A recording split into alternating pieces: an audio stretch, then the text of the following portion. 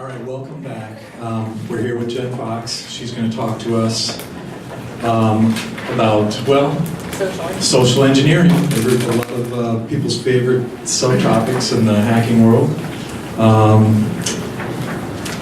Variation of some of the stuff that you just did, and other, a continuance of development. Yep. Okay. Well, with that, Jen, here you go. You want to do the...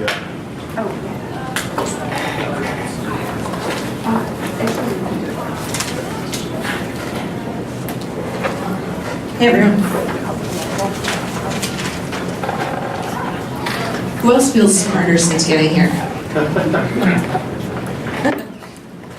So, all right. Thanks for coming here. And there we go. So, a lot of social engineering talks that you hear are going to have examples of clips like I'm about to play for you.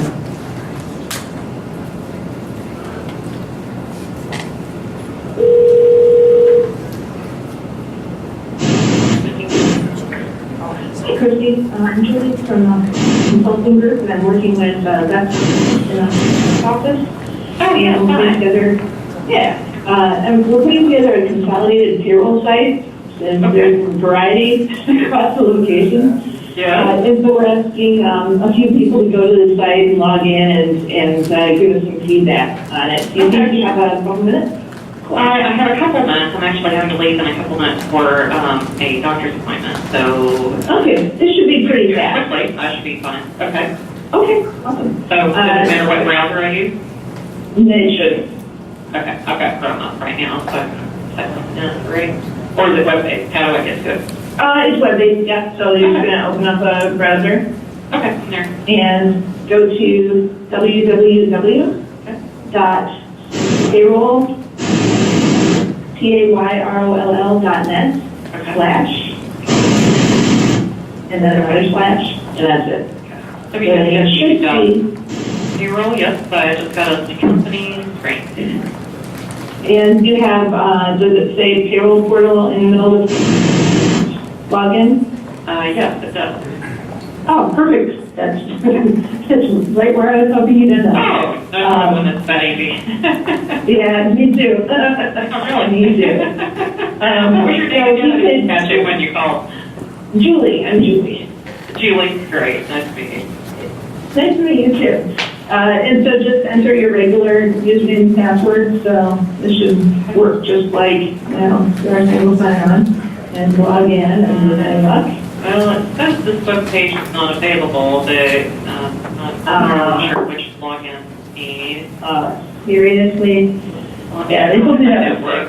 Well, Okay. try it. I just tried my employee number, so let me try my network login. Let's see. Okay. No, it doesn't like you one of those. No, neither one. Okay. No. Yeah, okay. Well, so this is going to be really quick then. That's all right. You're halfway there. Yeah, well, at least we have the login page, I guess. So I guess I need to go talk to my developer. Okay, sounds good. I do the same thing, so I know right where you're sitting. Okay. All right, well, thank you so much for your time. I hope you have a great weekend. Okay, you too. All right, thanks a lot. All right. Bye-bye. How many of you thought that sounded really easy? Oh, yeah. Yeah. Right? Wow. I just called up. She just gave me, did what I asked. And a lot of the social engineering talks focus on that because it makes us look awesome, right? And that's the fun part. That's the part that everybody kind of likes hearing. And that's actually not the first thing that happens. So a bunch of other things have to happen before we get to the clip where it sounds like it was really easy and kind of magical. So that's what we're going to talk about today. I'm going to talk to you about a case study of engagement that I did, this engagement, and we're going to look at how did I actually get to that point. So who am I? My name's Jen Fox, and or if you get a call from Julie Banks ever, that's probably me too. I'm a senior security consultant with VioPoint. I'm also a lock sport nerd, and the blindfolded lock picking competitions are part of my favorite. And I also did win the Uber or the Black Badge at DEF CON this year for the social engineering capture the flag. And here's the badge and all of its radioactive goodness. So if you're curious, come on, check it out. So let's talk about the case study. So where did this start? How many of you do any kind of penetration testing at all for your work? Okay, so this is great. So you probably don't know the steps that come through. So this was actually a penetration test, and we were hired by a company to perform social engineering against their company to see, if we could get to some stuff. So the objective was they wanted us to see if we could obtain network credentials or sensitive information, and of course, providing value for the client. Anytime someone's paying you to do this, you really want to make sure that you're telling them something they don't already know. You're giving them some insights and some value for the money that they're paying. Scope. For this one, the customer had actually given us a list of who the people that we were to contact via phone and email. And so on the one hand, that might sound like, well, that's a piece of cake then, right? They just told you who you can contact. And a lot of times with pen tests, it's more of what we call like a black box scenario, whereas a tester, it's on me to actually find the names and emails and phone numbers of the people that I'm going to try to social engineer. And this time they were provided. So that actually created a problem for me. It made it as a challenge for me because I didn't get to pick and choose. So typically, if I get to decide who I'm going after, I can decide to target a particular department or avoid a particular department. If I'm pretending to be the help desk, I'm not going to call the IT department. So, you kind of work it out. In this case, the list I was given were people who were scattered all through the company. So they were in different departments, different locations, different levels. So there was no consistent group. And so for me, that's a big challenge. And I also needed something that's credible and effective, because that's credible is what makes it effective. In a limited time, because all pen tests, we only have a certain amount of time to try to accomplish our objective. We don't have unlimited time to do this. So great, I have a list. And I have to figure out how to get network credentials. Where do we start? So I'm going to walk through the social engineering process at a very high level. And this is something that everybody does. If you're a good guy social engineer or a bad guy social engineer, we all do some form of this process. So goals and requirements. Good guy or bad guy, we're doing this for a reason. There's something that we have been asked to obtain or have somebody perform some action. So we do research. We find out what kind of information is available, what is the actual landscape we're working with. And then once you've collected that information, you do some analysis and you figure out where are there some vulnerabilities, where there's some opportunities, and if you're on the attack side, we think of it as an opportunity. If you're defending, it's a vulnerability.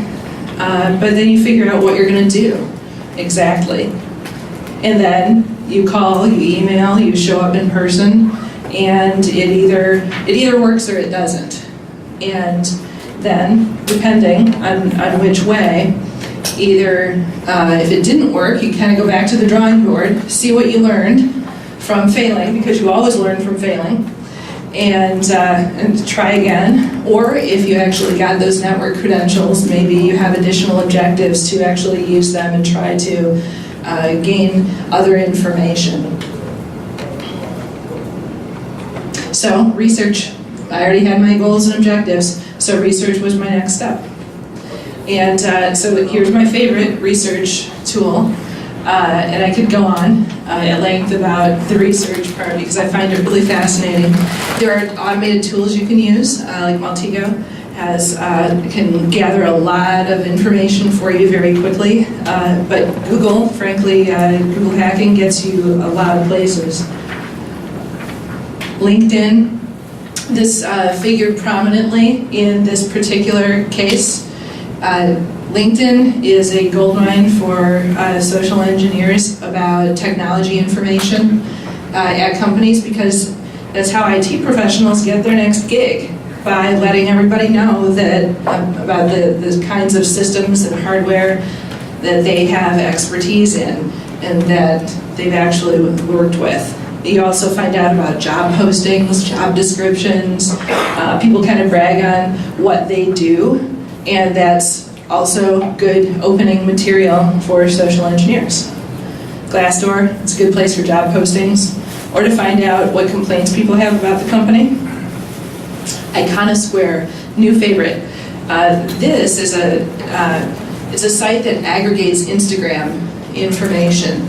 And as a sidebar, when I was doing the research for the DEF CON competition, I found 21% of my flag evidence on Iconosquare, where some people had taken pictures of their desk, their badge, all kinds of things, and put it right up on Instagram.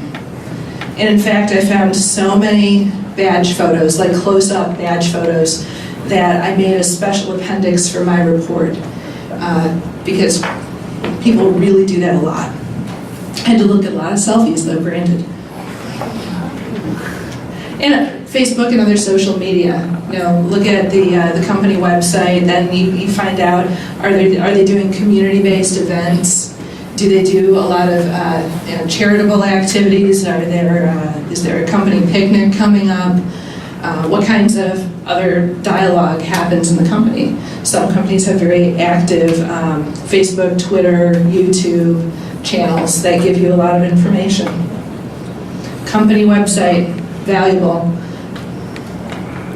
Inappropriately exposed documents. I always look for this, and I use Google searches for this to check against the company domain and see if there is an org chart laying out or a call list or anything else that they maybe thought was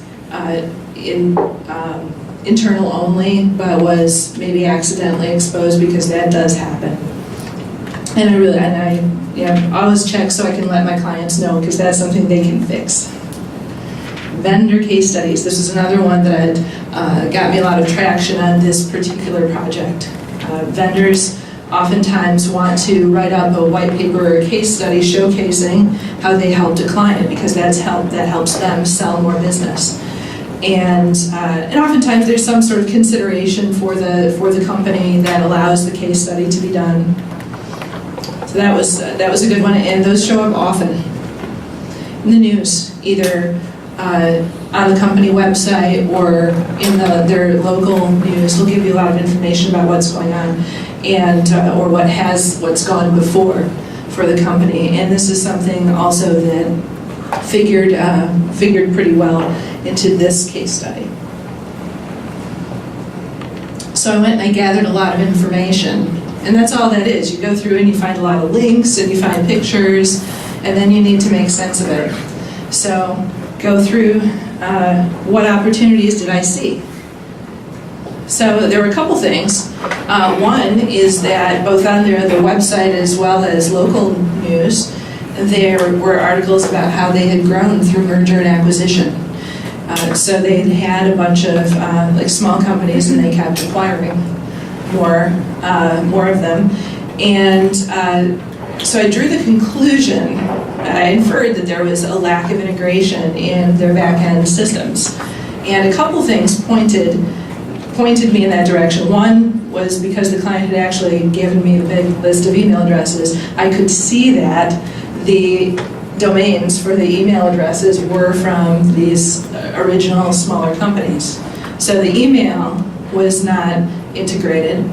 Also, through research, I was looking at who are the vendors who provide services, and multiple service providers for the same type of service also tells me not integrated. Plus 20 years in IT, I just know for a fact that although it seems like a simple or straightforward idea that when you buy another company, you just put all your stuff together on the backside with your enterprise systems, but in practice, it's very difficult to do.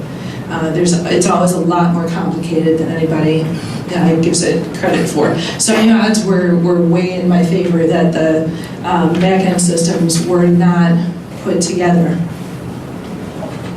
So, because I'd drawn those conclusions, the approach that I picked for this, again, going back to my scope, the people that I was allowed to contact via phone or email there wasn't really anything consistent about them, other than that they all worked for the same company. So they had that going for them, but besides that, there was very little obviously in common. But since they all do work for the same company, all of us who have jobs, we expect, hopefully we all show up because we like what we're doing, but the fact is that if our paycheck doesn't show up, we are very likely to stop showing up. We all care about our payroll, and that's sort of one of those universal things. Plus lack of integration. So we want our checks. There's not good integration, and probably isn't good at integration. So I decided to do a pretext around payroll, around unintegrated payroll. So here is a site. So we actually started by creating a website, and we found just one of the several providers. And it's really common for the payroll services to have sites like this where and many of you have probably used them, where you log in and you can enter your time and whatnot. And so there are a couple interesting points about this. All the externals of it, we left those alone. So even though we'd spoofed a site and set up a fake site, you see the logo, the name of the product, the little stuff, terms of use, privacy policy, links, and their social media links, we left those unadulterated. So if somebody clicked on Payroll Co.'s logo, it would just take them to the Payroll Co. site. And if they clicked on any of the social media links, it would take them to the real social media pages.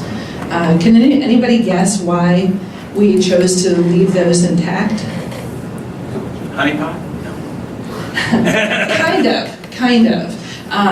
It's to create credibility, because I know, and bad guys know, that for training, we were taught to hover over some of these things and look at the link and see if it looks legit before we click, right? So by keeping all of that stuff intact, it gives that whole page a look of legitimacy. It makes it seem like it's exactly the way it should be. We added the company's logo on there to, again, make it look like it was real. We asked people to put in their corporate username and password, and made those required, and then click login. And so on the back side, we had a database that would collect the username and password that people put in. And I don't show it, but you heard it in the first call, and we'll listen to another call, that when you actually click login, that you get an error message. And what is more credible than technology being disappointing and not working right? unfortunately. So one of the things we did was send a general fish out, and it is from the benefits department, HR and benefits team, and we have the company logo on there. It's all about the new payroll portal. So we explain what the project is. We give them a link to click, and it doesn't execute anything. It just takes them to our spoofed site. And then, because everyone's busy, right? Everyone's time is worth something. We put in that team members who provide feedback on the site will be entered into a drawing for a $50 Visa gift card, because who doesn't like those? We actually had a couple people try logging in multiple times because our error message said, "Oh, sorry, the site's not working. Come back. Please try again later." And some people they really wanted that gift card. I felt a little bad about that. So you're probably going to get more awareness training. You're probably not going to get a gift card. And then here's an example of a more targeted fish that we did. And so this is based in part on information I found on LinkedIn, where, again, we're claiming that we're HR and benefits, and it's about the new payroll portal. But because I had a list of specific names, I could research them on LinkedIn, and a lot of profiles, even though they're you just look at them public, it still reveals a lot of information. And so examples were, I knew he had been a long time associate. And also through my research, I knew I should use the word associate, not employee or team member. So those are all details that make things like this seem more credible. So I knew he'd been with the company a long time, and we also knew that this person had been in desktop support for a long time, and so that was the, hey, because we know that you have worked in this department for a long time, you can give us some special insight. And our link, hey, please click. We actually did not do the enticement on this one. And then we did phone calls as well. So we'll listen to one more. And then we'll talk about some of the details of it. Thanks for calling. How may I help you? Hi there, is this Antonio? It is indeed. Hi Antonio, I'm Julie and I'm from the consulting group. And I'm working with Beth to put together a consolidated payroll site. And so we were having that. Payroll site. Yep. So across all your different locations, there's a little variety across all your locations right now. So we're putting together a consolidated one. We're asking a few people to go to the site and log in and take a look and let us know what you think. So do you have a few minutes to go to the site and check it out for me? Sure. What's the? It is payroll, that's all one word, payroll.net/. Okay. And then you should see a little portal site. Right. I'm sorry, this is taking so long. Yes, and you see a login. Got it. Payroll portal. Employees use your corporate username and password. Oh, perfect. What are you doing when you get to this point? So now use your regular username and password like you normally use, and it should take you to our new site. We have it hooked up. The date is temporarily unavailable. Please try again later. Okay, so I guess it's just the end of the week. So I'm sorry, obviously going to have to call my developer and find out what's going on with the website. So is it okay if I call you back later on or maybe next week to try Well, again? I'm here till 4:45 today, and then of course you can call me back anytime. Okay, all right, thank you so much. No problem. Great. Thanks, have a great weekend. You too. Thanks. Bye. Developer let me down again. So So a couple things that we heard in that, the consulting company that I claimed to be from, that was information I got from a vendor case study. So I was dropping the name of a real consulting company that had worked with the target company here. So that was going to add some plausibility if somebody asked around. That was a company they work with. Also, the name that I dropped in both calls was actually the name of the head of human resources, and I knew from LinkedIn that this person was known for efficiency-based projects. And what would be more efficient than consolidating a payroll site? That's very plausible. Also, because I was name dropping that head of HR, I used that to call people who either were in the same facility or maybe of certain areas in other facilities. I knew that they would recognize the name, but they weren't peers, so they probably weren't going to be people who had lunch and could ask about the payroll portal. They would just be aware, and so I could use that inferred authority that goes with the person's name that I'm dropping. And so that is, that was that, and that worked pretty well. It actually took a little while to get that particular caller to the site, which is why I said, sorry, this is taking so long. It obviously didn't take too long to listen to here, but it did take a little while. So to recap, I had goals, and that was to see if I could use social engineering techniques to gain network credentials or sensitive information. I did a bunch of research, and I spent some time on analysis, figuring out what all the information I found, what did it mean to the company, and where did it seem like they would be vulnerable to a social engineering attack. Then you heard, we called, we emailed, and we did gain network credentials, and I never once had to say, can you tell me your ID and password? They just went to the site and entered it for me. So that is that.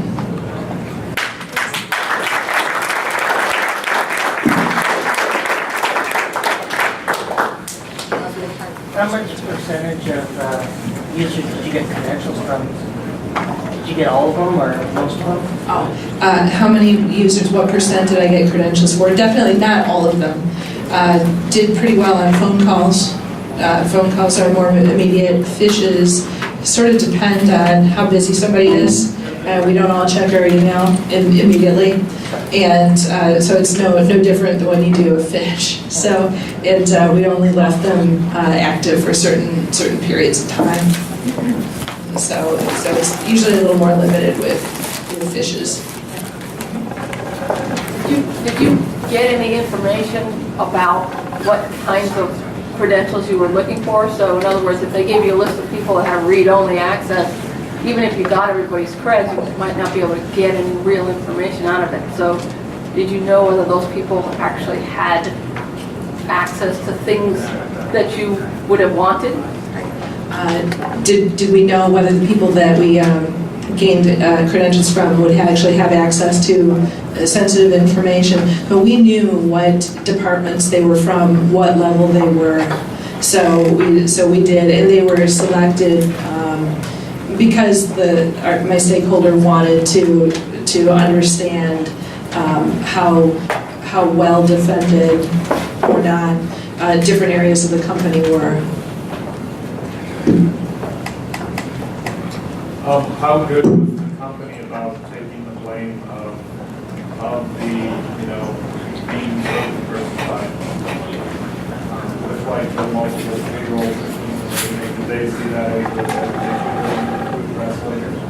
Well, so I can't talk about specific outcomes, but really some changes did happen because of some of the information that came out of the pen test. Did you do anything interesting with the farm address for your fish? Did you reason you didn't have access to like email account there? Oh, no, the from address was just straight up spoofed. I think we could have gotten a reply. If somebody had hit reply, I think we could have gotten a reply note. We just try to be careful about that because it's a little awkward when somebody hits reply and then it goes to somebody for real in the company. Not good. How long did it take you from like day one when you started like you got the job to when you got like the first person's credentials? How long did it take from when we actually started the work to when we got the first Yeah. credentials? It wasn't the only thing I was working on. So it's which is kind of typical. Oftentimes in consulting we have a bunch of different things we're doing at the same time. But probably it was elapsed time, couple weeks. But time spent, we spend actually a bunch of time on the research and the analysis. That is that's the real heavy lifting. The phone calls relatively don't even take that long. So you've got a couple days, a few days worth of research and analysis. So you have to come up with something pretty quick, which is the challenge in pen testing. And that's a challenge our adversaries don't necessarily have. They have the luxury of spending more time to think about it if they are really focused on a particular target. Thanks a lot, everyone. And Jen, of course, will be around to answer all the very specific information.